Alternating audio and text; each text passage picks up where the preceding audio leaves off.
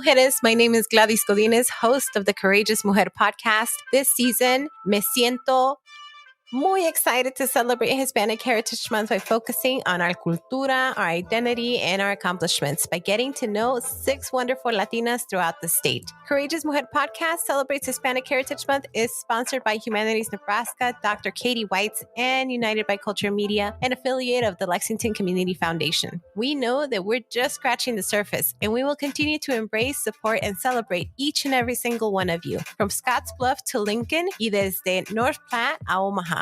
Feliz mes de la herencia hispana.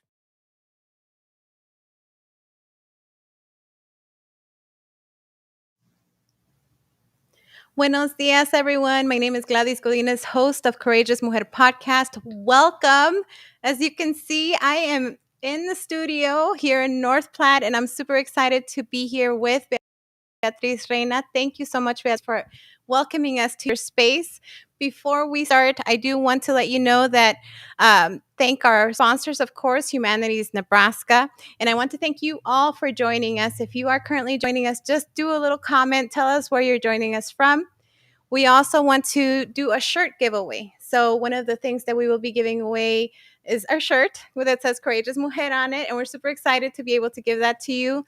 So to be able to win and or enter the giveaway, make sure you fill out the Humanities Nebraska survey that we're going to put in the comments section as well. All right.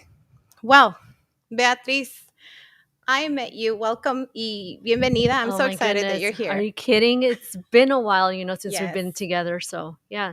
Thank you. And yeah, welcome. This is my home away from home. I know. And we're very grateful. It's very heartwarming to be able to be in your space and be able to get to know you. Thank you. And first of all, before we begin, I just want to say congratulations on this project. I've been very impressed with what I've seen so far.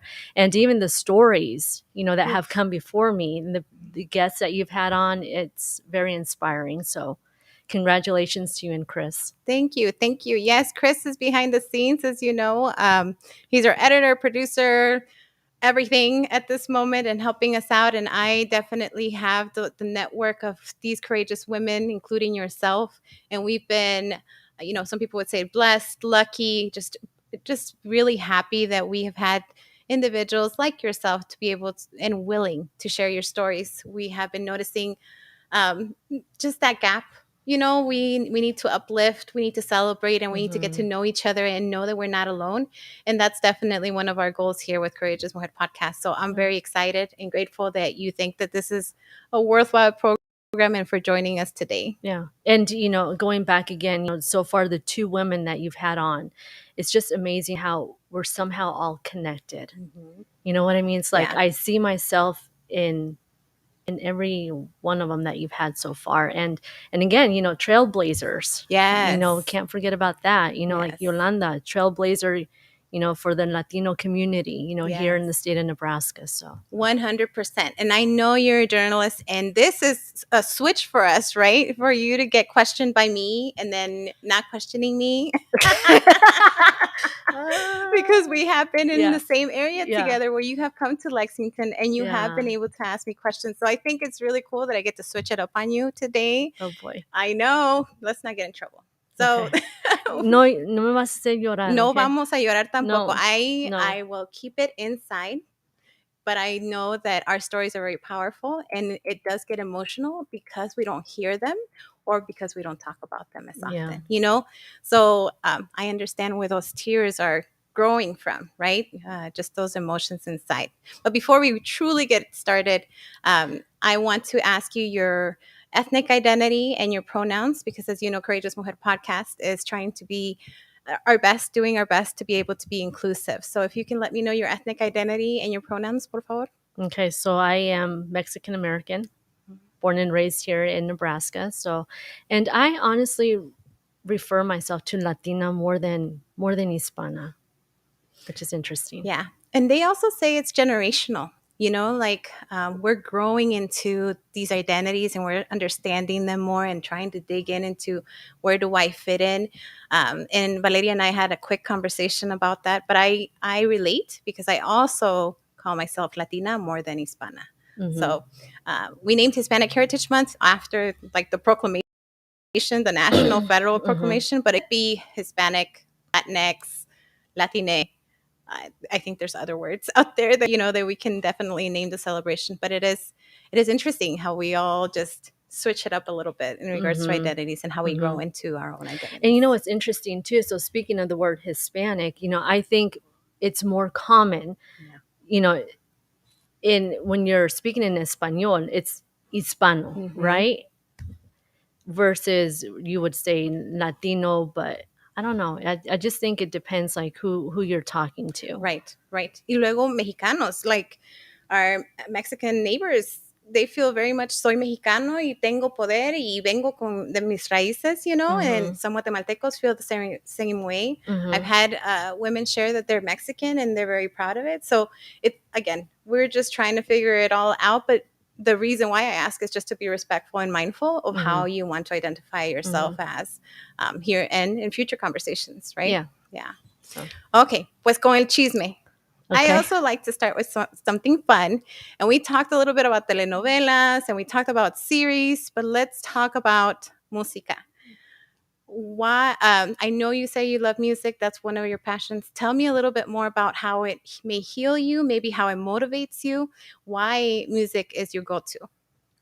I don't know, it's just I feel like it's my therapy, whether I'm running, whether I'm at home, um, it's just I don't know. And growing up, there was always music around. Yeah. So I think that has a lot to do with it. Mm. And if you ask me, and people are surprised by this, but it doesn't matter if I'm at home, if I'm visiting a larger city, well, guess what I'm listening to? Yeah. Mexican Yeah. music. That's just who I am. So, That's side of you. That's beautiful. What I have noticed about my love of music is I grew up in California, so Inglewood, and I grew up in a community where there's a large African American or Black population. mm, So I fell in love with not only oldies, Mexican music, but I also fell in love with R&B and hip hop. So it is very interesting how eclectic we can be también with our mhm, música, right? mhm. And how it brings you home.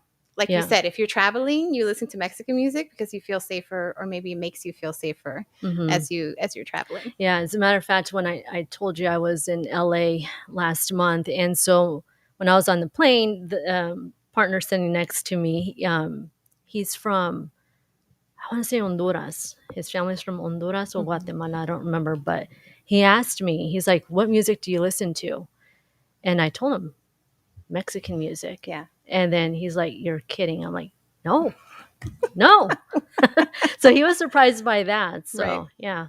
And there's different types of Mexican music. So Hmm. let's dig deeper. Oh What are you boy. referring to when you're talking about Mexican music or one of your favorite artists? Okay, so um, again, going way back to when I was a child, infant, Los Bukis. Yes. Yep, grew up Oh, with them. So, and as a matter of fact, that's what we went to go see last month. I So was they're gonna touring ask. right now. Yeah. So them, Los Temerarios, Hmm. Bronco, even going way back, back in the day, Los Freddy's, Muecas, Caminantes, Oh my gosh. Total playlist from like the 90s, right? Con 80s, nuestros padres, 90s. 80s, Yeah, 90s. yeah. Yeah. Oh And my like I gosh. said, and going back, to Los Bukis, they reunited after 25 years. And so the lead singer, Marco Antonio Solis, Hmm. the question that he gets, how is it you are still relevant today? Yeah. And it's because it gets passed on from generation to generation. So It's so endless too, the it the is. music that he plays and how beautiful it is with his group, obviously Los Bukis. So very cool. Thank you for taking me back. Yeah, yeah. I mean, it's I don't know, it's just nice to hear those songs from back in the day when you grew up. So, Yeah, yeah, very cool. So let's talk about when you grew up. You're Nebraskan, born and raised here in North Platte. mhm. Okay, well, how was little Beatriz when you were young in North Platte? How was your experience as a Mexican American? Well, and it was kind of difficult because I felt like we were the minority back then. You know what I mean? Mhm. yeah, I just there was a time period where I felt like you were kind of looked upon a little different, but then again, you still embraced your roots. You Right. know what I mean? Right. I do. So yeah, I mean, it was a good experience. I had great teachers, growing up. So, but yeah, Any specific teacher? We like to name drop. So if you have any specific teacher that you want to name drop, please, this is the space and time. Mrs. Folker, Okay. she was great in sixth grade. Always encouraged me, to keep going. In high school, my English teacher, unfortunately, he passed away. Mr. Hammond was really great. So And what did they do to help little Beatriz feel welcomed or at the very least seen? Um, they just encouraged me, to keep going. They were always there. If I ever had a question or anything like that, they were always willing to help. Yeah. And yeah. Very cool. And then you mentioned your family. So do you want to talk a little bit about your family? How did they get to North Platte? Or were they born and raised here as well? No, my family is actually from Aguascalientes, Mexico. Okay. So they immigrated to the United States back in the late 70s. I have two older brothers, and they also immigrate. They were about 2 years old, 1 and 2 years old at the time. But going back, my grandfather was a bracero. Mm. So back in the 50s and 60s, and he still talks about the stories how he would wait at the border to get contracted.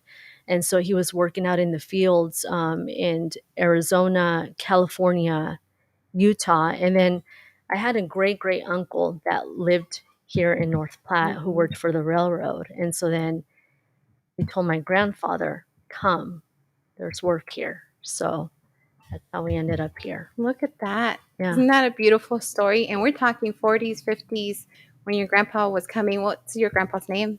Miguel Valdez. Miguel Valdez. And Mhm. who's the pioneer that got here first? Your uncle, Bruno Martinez. Bruno Martinez. Well, that's awesome. That's the beginning of your story here in North Platte Mhm. and the impact that you have made within our community and our state. That's really awesome to just touch that a little bit and seek out that history, no? Yeah. So, like I said, it's like we're all interconnected, Mhm. somehow. So, Yeah. like I mentioned, the roots run deep here in the state of Nebraska, and there's always a person responsible for why you are here or how you ended up here. You know what Yeah. I mean? Yeah. For us, it was mi tía, so my aunt. Okay. She moved to Lexington first, and then she told my family in California, "Hey, come here. There's work as well." So it is interesting how our family dynamics. It's somebody that knows how this community is or where the opportunities are, and then we follow those opportunities for betterment, right, of Mhm. our community and our family, of course.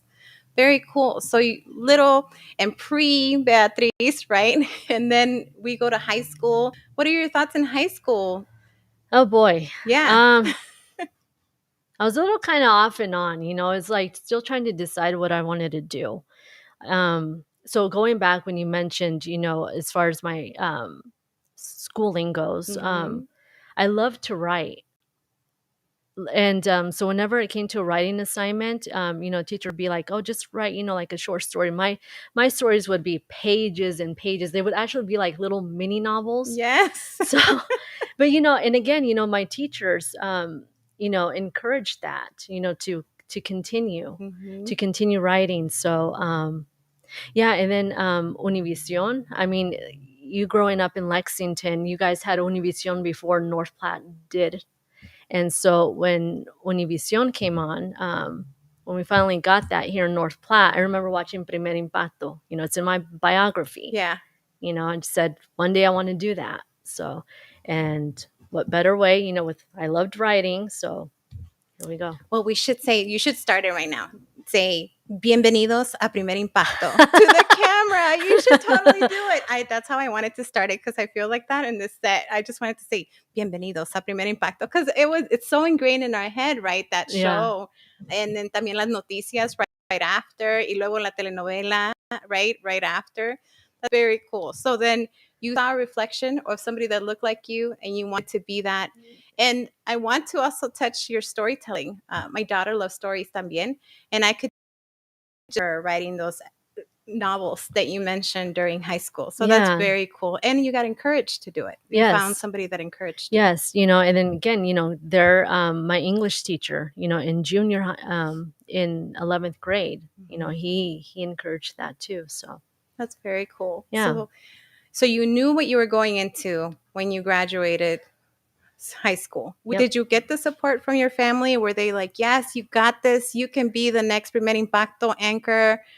We can do this. Yeah. My mom was always very encouraging. That's cool. Very encouraging. And so, yeah, anyway, so I'm not in primer impacto, but I'm here, in North Platte, doing what I love, Yes. and I asked myself, have I not had this job, what would I be doing? I don't know, Gladys. I really don't know.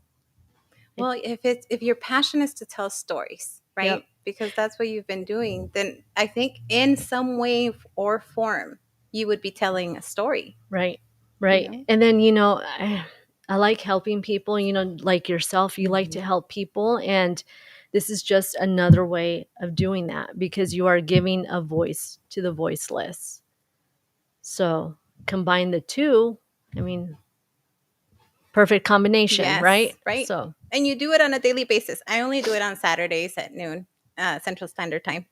no, but No, I but you mean, know what I'm saying. right. Like Yeah. you also, I know. Look, I'm deflecting because we can't take compliments, right?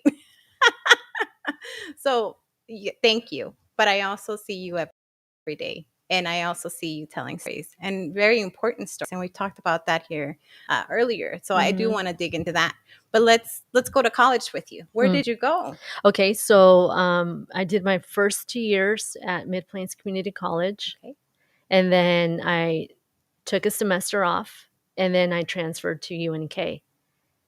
And there again, I mean, who knew? I mean, I think you and I may have ran into each other or maybe knew of each other, but it's just again amazing how it kind of just all comes full circle. Right, right. Yeah, because we were at UNK during the same time.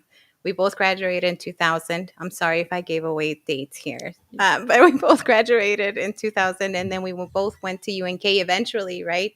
And you took the community college route. Are you okay if we dig in a little bit Sure. about that? I have to be honest. One day, both my principal and my vice principal were walking me down the hallway. Y me dijeron, Gladys, you should try or think about going to community college. And at that time, I felt like a diss. You know what I'm saying? Like they're dismissing me because I don't, maybe I'm not up to standards to a university level. And then I was like, no, I'm going to go to university, trying to prove them wrong. But now, at this age, I realize why they said what they said. You know what I'm saying? Can you give us the experience or why you chose the community college route, and then you transfer to UNK? Honestly, financial Yeah. reasons. I wanted to pay for my first 2 years of college, and so I knew that the first 2 years of college was going to be, you know, mainly focused on your generals. So, and when you go to university, you're already going to be taking generals your first years. So, to me, it just made perfect sense, and I would definitely encourage anyone to go that route because I had a really positive experience at Mid Plains Community College. And that's here in North Platte, right? Mhm. Yeah. I think it makes sense. It makes sense to me if you were thinking about going to college and you may or may not have the finances, but it just income wise, if there's a class that charges $200 per credit versus $400 per credit, there is a real smart sense in that decision of going to a community college and then to a university level. Specifically, you're talking about income and the ability to afford it. And then what did you go to school for? At UNK, Yeah. for broadcast journalism. And you received your associates. In associate of arts degree. Oh, look at that. Yep. Yeah. So yeah, so everything transferred. Again, that's another thing too, is that Yes. your studies or your classes will transfer. So yeah. Very cool. And so why not do it at home too? I was already home, and like I said, I knew that my first 2 years you're going to be focusing on your general. So Mhm. It why not makes do it? sense. Yeah. It made sense. And now they have the option of literally doing it at home, online Right. school. So Right. that's an option as Yeah. well. Very cool. So we were at UNK together. You went for journalism. How was your experience in college? We talked a little bit about your experience as a Mexican American here growing up. In college, can you talk a little bit Oh about that gosh, experience? it was great. You loved I, it. I, I loved it. Sometimes I wish I could go back. Yeah. Don't you? At times. It depends on the stage of my college years because Yeah. I took approximately 6 years Oh my to goodness. graduate because of different things that happened during my 6 years. But I, there were some years that I definitely enjoyed the full experience of college life. Yeah. And so, if I'm completely honest with you, when I went to UNK, I was just surprised to see how many Latinos were going to school. I was like, this is awesome. Yes. Yes. And then especially, having, gosh, remind me again, it's been a long time. I get them confused with, because I'm part of the National Association of Broadcast Mhm. Journalists. And so the organization that we were a part of, Yes, Hispanic Student there you Association. go. Yes. Yes. And to have that organization be representative for us was amazing. Right. And there again, name dropping. Right. Um, Gato, what's his name? Juan Juan Guzman. Guzman. Yeah. I mean, amazing guy. And then, you guys starting ladies mix, that was amazing. Thank you. Well, in your experience yourself, did you, in addition to Hispanic Student Association, did you join any other clubs, or what pushed you through college that made it such a great experience? Um, again, I think I felt at home. Mm, I felt comfortable there. yeah. Yeah, again, I think being part of that organization in college, I was also part of students in mass media Mm, too. And interestingly enough, over the spring, I believe, I ended up interviewing one of my teachers, one of my journalism teachers who mhm. taught media law, and who was also in charge of students in mass media. Very So cool. So yeah, full circle. it is. It absolutely is. It's just Yes. weird, how everything just somehow comes full circle. Yeah.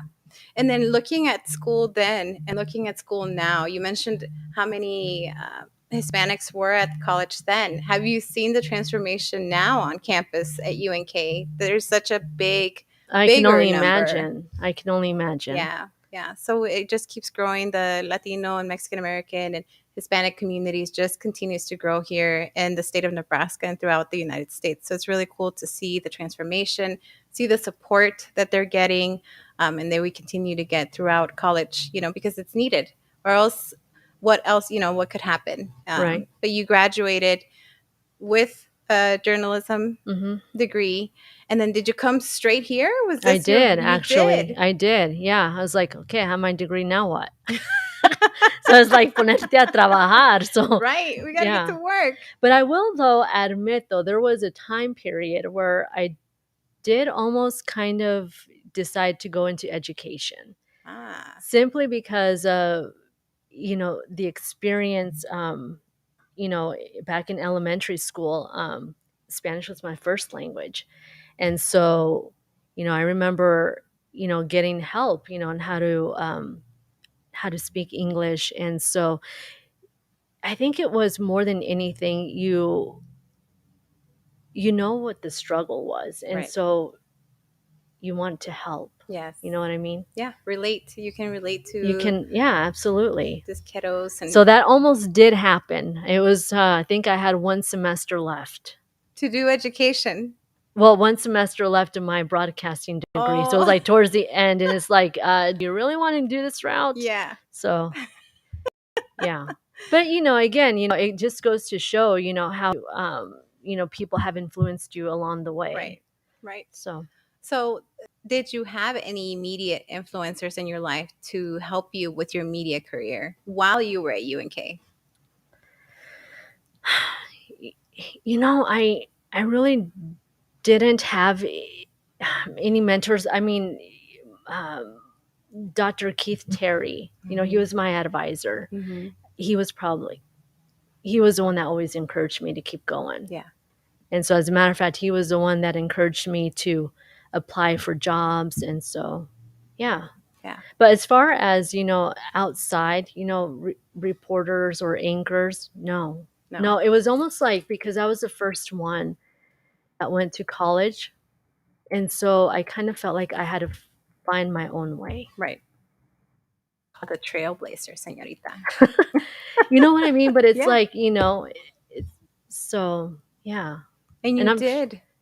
were you like that too? I mean, were you the first one in your family? I was the first one in my family to graduate from college. I was a little lost. So I also went into the education piece. I did get a scholarship to go into education. And then I went to political science. I fell in love with political science. Dr. Will Aviles was such a big mentor in my life, and he taught me a lot about what was happening in Latin America and Central America and other places, and it just opened my eyes a little bit more. So I fell in love with political science and I followed that. So that's my love, right? Political science and work like that. So yeah, it's interesting finding that, but also not seeing yourself outside in the career path that you want, or finding a mentor within that career path. So you came here to North Platte, uh, born, raised. You started in this channel. How did you feel starting out here, being one, if not only, right, Mexican American news anchor, reporter, journalist, photographer? I mean, your titles keep going as to Yeah. how much you've done for this channel and this Yeah. community. Thank you. Thank you very much. Straight out of college, you're in your early 20s, it was almost like surreal. Mm-hmm. You know what I mean? It Yeah. was still trying to find your way, still trying to find who you are. Yeah. And so, but yeah, it took some time, but here we are. Yeah. Well, any pointers for young media entrepreneurs, for me, going into this world, No, or I think you any? are doing great. I mean, you ask the right questions. Yeah, no. And be yourself. Yes. That took me a long time, Gladys, if I'm 100% honest with you, because I always felt like starting out, you had to be proper. You know what I mean? Yes. Like, but in a good way, Right. in a professional way, Yes. And so I always felt like I was, kind of like, in a box in a way, Mm-hmm. but I knew I like to joke around, laugh, tell jokes. And so I felt like when I was at an assignment, I couldn't do that. Mm-hmm. But then, as time went on, I remember I was talking to a state trooper just out of curiosity. I just asked him, I said, so when you pull somebody over, I mean, is that it? You just write them a ticket and you send them on your way? He's like, I'm not a robot. It's like I converse with them. I ask them how their day is going, Yeah. and I'm like, you know what? I need to do that. Yes. So that state trooper helped you figure out it was okay to be you be me, yeah. in a personable, In a personable approachable. way, yeah. You just don't go in there and you just have like these questions in mind and be Right. like, this is what I'm going to ask him. This is this, and that's it. Yeah. No, I like to be personable. I think you know what my interviewing style Yes, is. most definitely. And so how do I make you feel? Or I've always felt like I'm speaking to a friend. Therefore, I feel comfortable, and I feel like I'm able to tell you how I truly feel in regards to whatever topic it is that we're talking about. So I've always had that feeling with you that as soon as you've reached out, I knew that I could connect with you and we could, become friends or at least be part of the same network of figuring out how to help and support each other out. So I've always seen that in you. I've always seen warmth when I see Yeah. you and your reporting, because there's true care in regards to how you do your work and your community that you're reporting on, because they're true stories, they're real people, and you can see that through your reporting as you talk about your community and the people that you're representing. Absolutely. And if there's any advice I can give anyone that is trying to pursue this career or get into the industry, is just be yourself, Mm-hmm. be authentic. That's awesome. I had this conversation with my mom, and she's gonna be mad at me because I'm bringing it up. Yesterday, she's like, Gladys, stop laughing too much on your show. You know, you have to be serious. You have to be able to tell people the real stuff. And I know you know that I've been trying to tell the news in Espanol because we need it. In some communities, we have a large population of Spanish speaking individuals. So it's really important for us to get our news. Pero I mess up like all the time. But then I laugh, and then I speak to the camera like I'm speaking to somebody, a friend, and then I'm saying, it's okay. We got it. We're going to get through this. And then I continue with the news. So it took me a long time to get to that point because I always thought you have to be proper or perfect. There's this perfect idea of who you need to be in front of a camera at all times. Right. And I have fought that a lot. And it has been hard because I'm an introvert. And I feel like you seem like an extrovert to some extent. Are you social? A little Like, what do bit, you mean maybe by what do you both. mean by social? Like, go out. Well, extroverts just like to speak, be candid, be social, start conversations. What do you Mm, think? Maybe an introvert in the making? I think I'm more of an introvert. More of an introvert. But then when I'm in my own element, out on the story, like, again, I just treat it like I'm going to go talk to somebody. Yeah. you know Yeah. I don't know if that makes any sense. It does. I think so. I feel when I feel safe, I feel more open. I feel more able to chismosear or gossip or talk and feel like an extrovert. But then when I feel like it's too much, then I shut down a little bit or I stay in my own cocoon. So I think so. I think it makes sense. Let's talk. The podcast is called Courageous Mujer.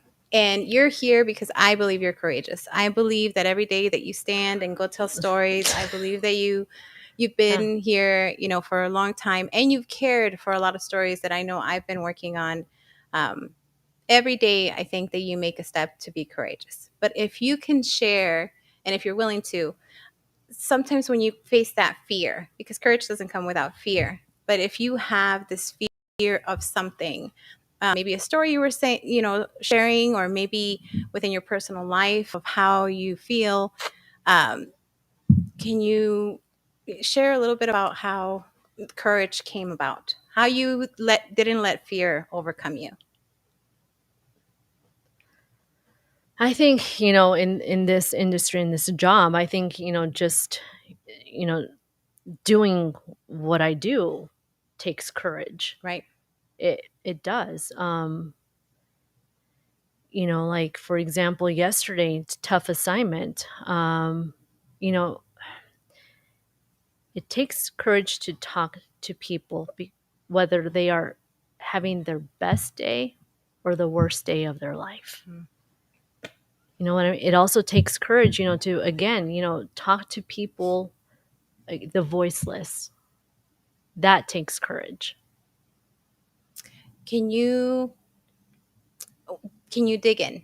Can you share a specific story, if you can, or a personal story? What did fear look like? You know what I'm saying? For me, fear looks like this because I never thought I would be in front of a camera. I never thought I would be in front of a mic. And every time I step out of my comfort zone, it's like, whoa, can I do this? Can I pull through? Can I go ahead and do this? Or it also, like disclosing an immigration status or being front and center. You met me when we were talking a little bit about health equity throughout the state.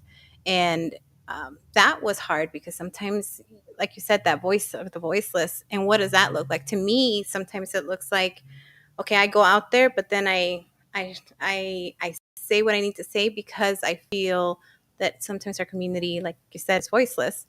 Um, but I feel it in my heart.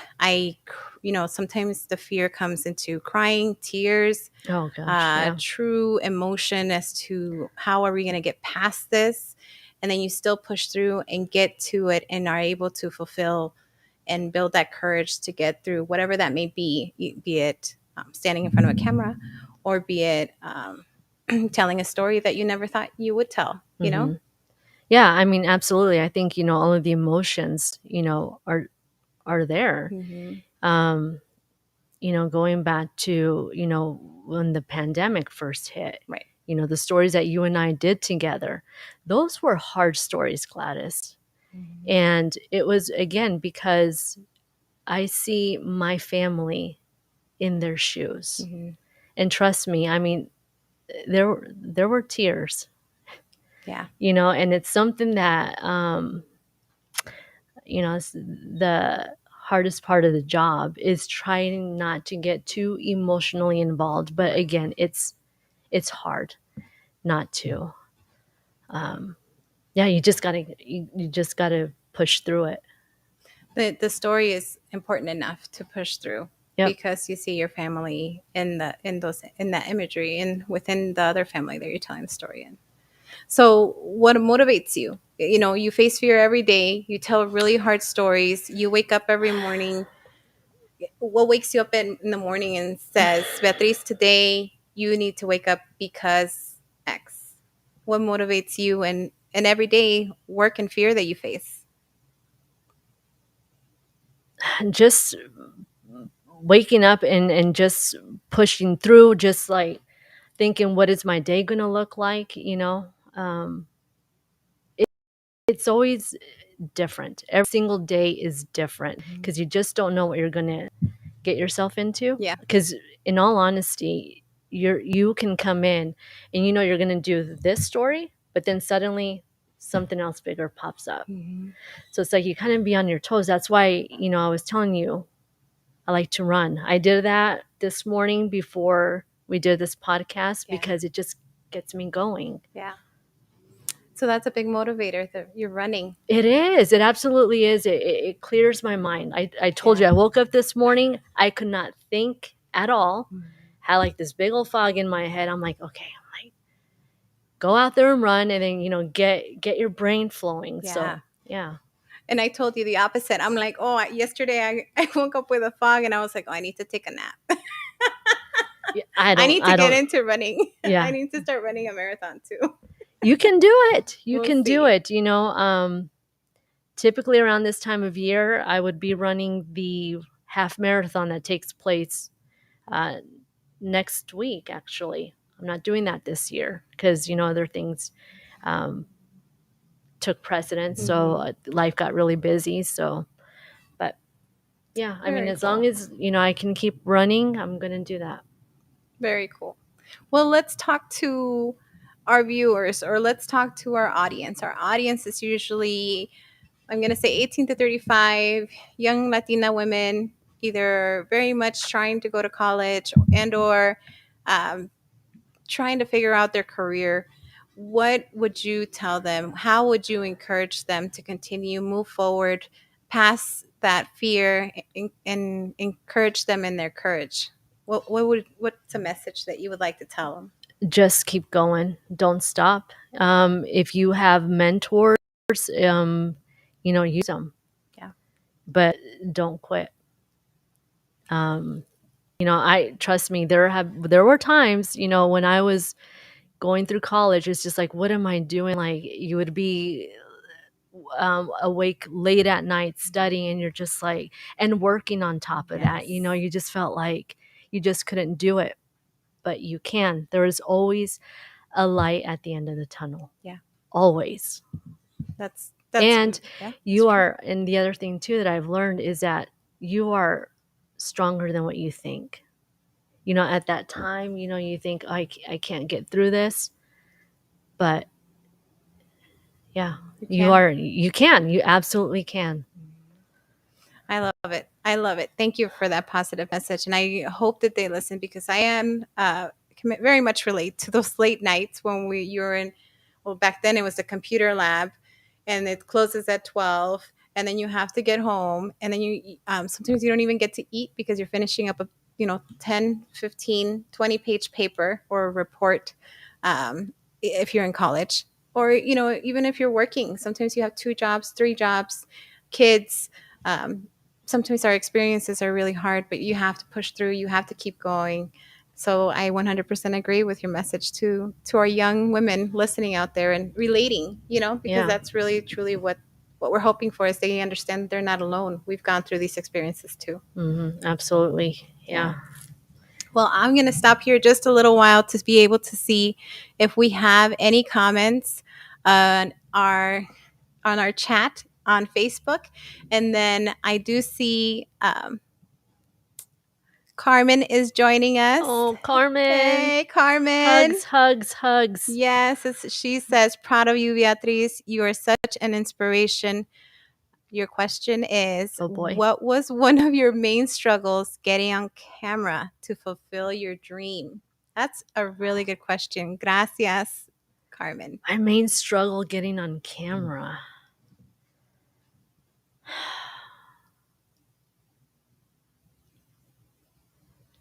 I am drawing a blank on that. Why? So when you came here, let me just keep digging while you keep thinking.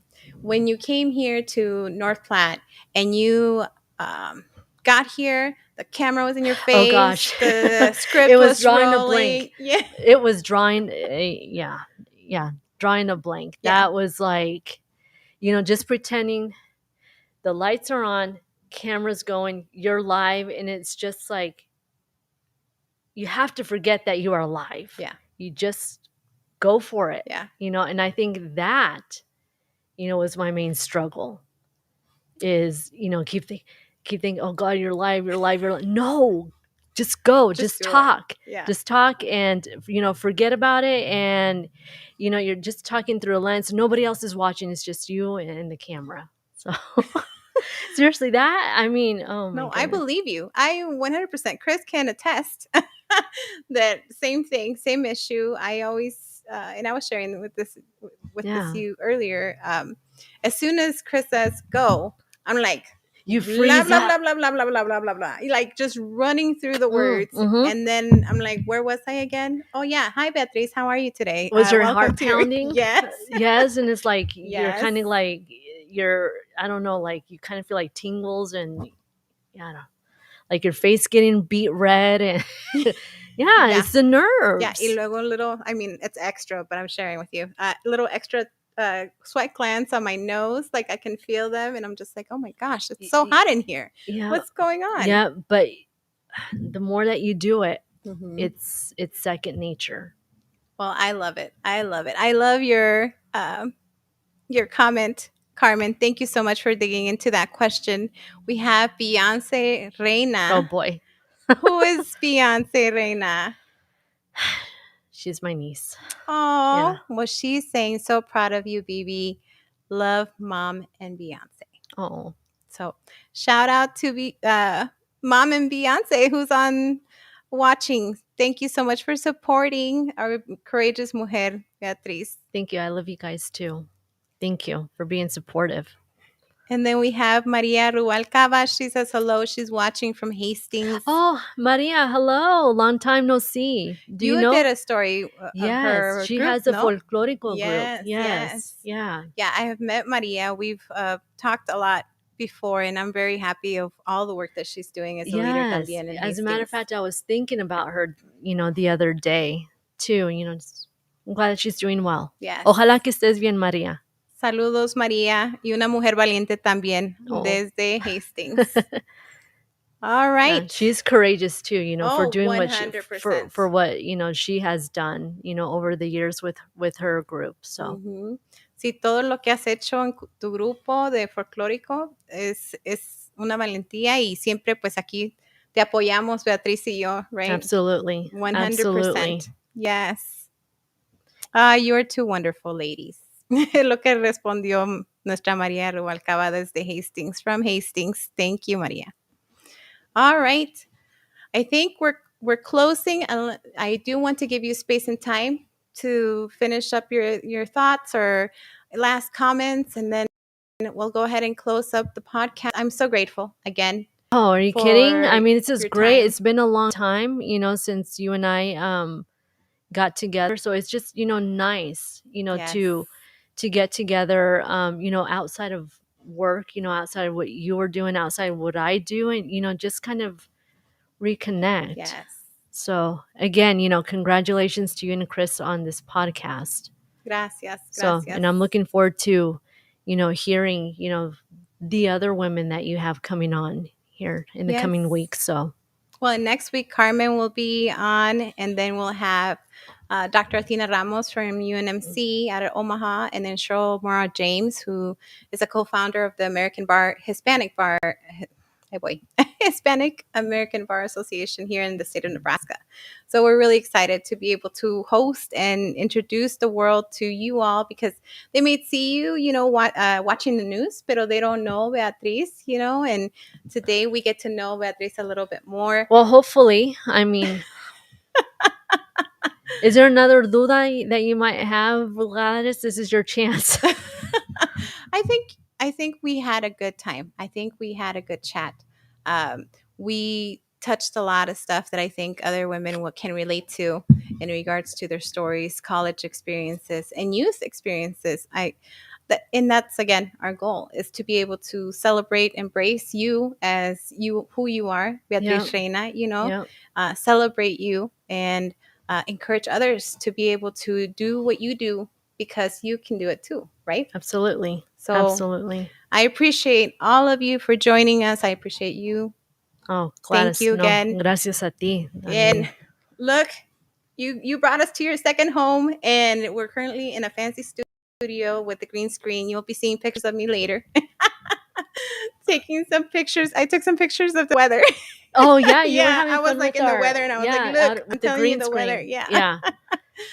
That's what I do. That's one area. Oh my goodness, I'd be pointing the wrong direction. Yeah. Like, yeah. I find it funny, and I had the opportunity to play with it, so I appreciate you Yeah. for letting me Well, I play mean, with it it. was up. I don't. Yeah. So there you go. They Thank must have you. left it on. So, All but right. before we do leave, I do want to thank my news director Melanie Standiford, Mhm.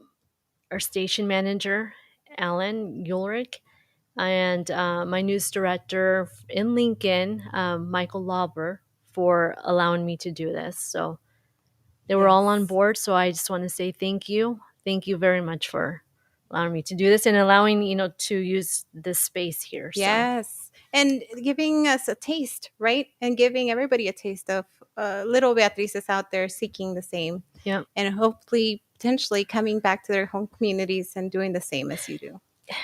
And that's the other thing too, Gladys. I know you asked me a couple of days ago, well, before we came on,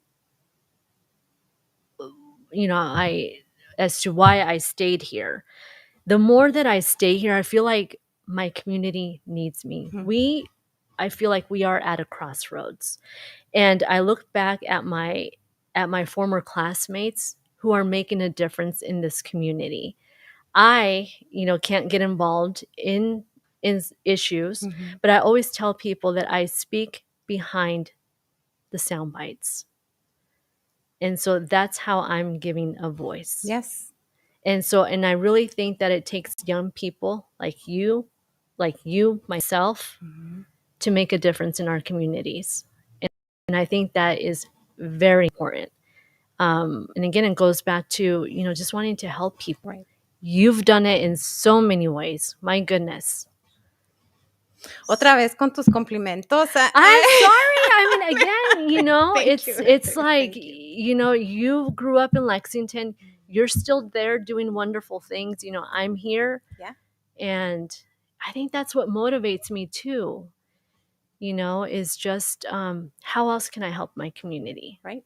Right. And Yeah, you are, and you're doing it every day, and we're doing it, right? We're doing it every exactly. day, and we will Exactly. continue. And I think that's beautiful. I think North Platte is lucky. Thank you. And our area is lucky as well to have you behind those sound bites and giving us a voice. Thank you. I love Lexington. I do. Well, thank you. Lexington loves you back. Thank you. Yeah. Okay, queridas. This is where we close. Thank you so much for listening. Courageous Mujer Podcast. You can find us in any streaming app of your choice. And we'll see you next week con Carmen. Thank you.